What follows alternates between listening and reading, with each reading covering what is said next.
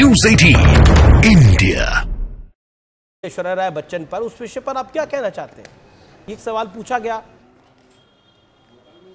मैं केवल यह कहना चाहता हूं कि देश के जो हालात हैं, मैं अभी आपको पूरे स्क्रीन पे देख रहा था, तो जो आपके स्क्रीन के पीछे सीन है उसमें आग लगी हुई है और यही आग भारतीय जनता पार्टी ने पूरे देश में लगा रखी है। हमारी स्क्रीन के पीछे गरीब के पेट में लगा रखी है, की ज्वाला जग रही है, नौजवानों के सपने में लगा रखी है। कोई उसको ज्वाला कह सकता है, कोई ज्योति कह सकता है। नहीं, हम तो ज्वाला और ज्योति मानते हैं। ये किसी को आग लगे तो आग लगे।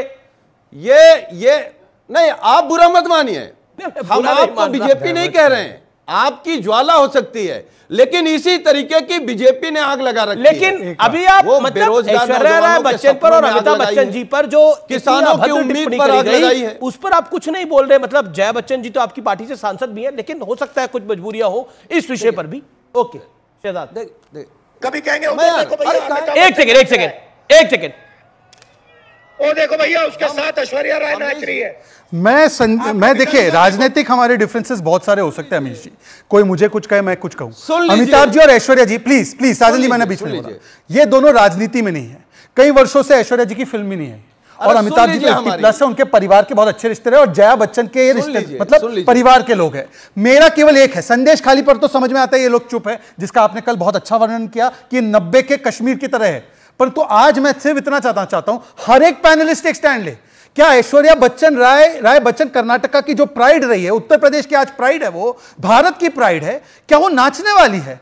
और यदि वो नाचती भी है, फिल्म में काम करती है, तो राहुल गांधी कहेंगे कि वो प्राण प्रतिष्ठा में नहीं थी वो वहां पे, पर इस प्रकार से उनको बेइज्जत करेंगे। मैं क्या चाहता हूं कि हर एक व्यक्ति स्टैंड ले। चलिए, संदेश खाली वाले तो क्या स्टैंड लेंगे, और हो सकता है आम आदमी पार्टी भी, अब दबाव है कांग्रेस राहुल गांधी पर, क्या ही बोलेंगे। पर साजन जी आप तो बोलिए, आपके मुंह में क्यों दही जमी है? आप बोल दीजिए। अभी राहुल गांधी की हर बात को स्वीकारने का थोड़ी अलायंस भाई। आपने 17 दी ले ली ना, मजबूरी में ले ली, मुस्लिम वोट की मजबूरी, इसमें भी स्टैंड ले लीजिए, सुनेंगे आपकी। सुनील यादव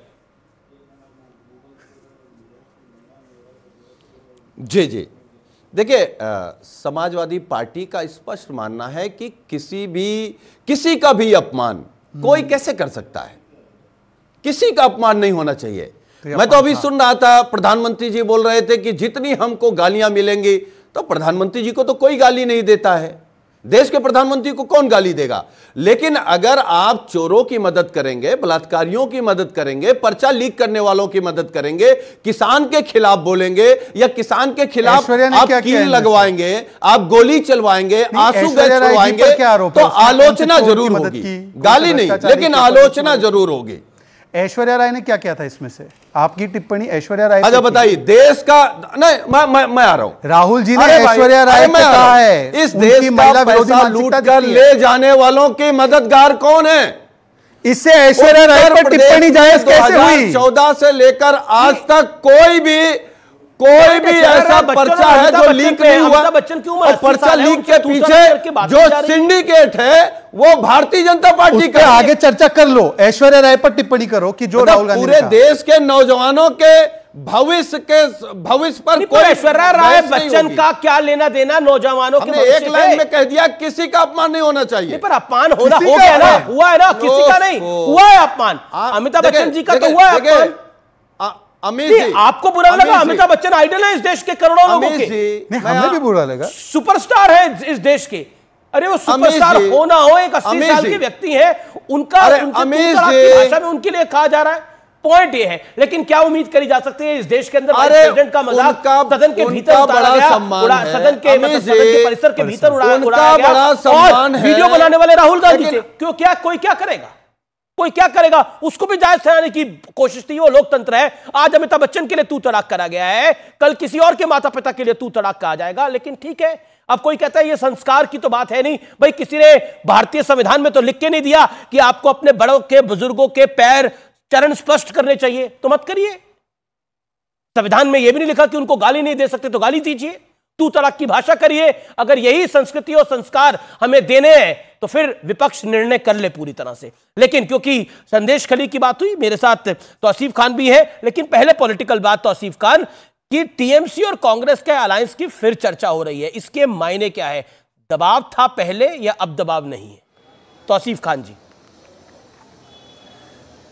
नहीं, देखिए, तृणमूल और कांग्रेस अलायंस में रहेगी और अलायंस का नाम इंडिया रहेगा, ये ममता बनर्जी ने ही प्रपोज किया था।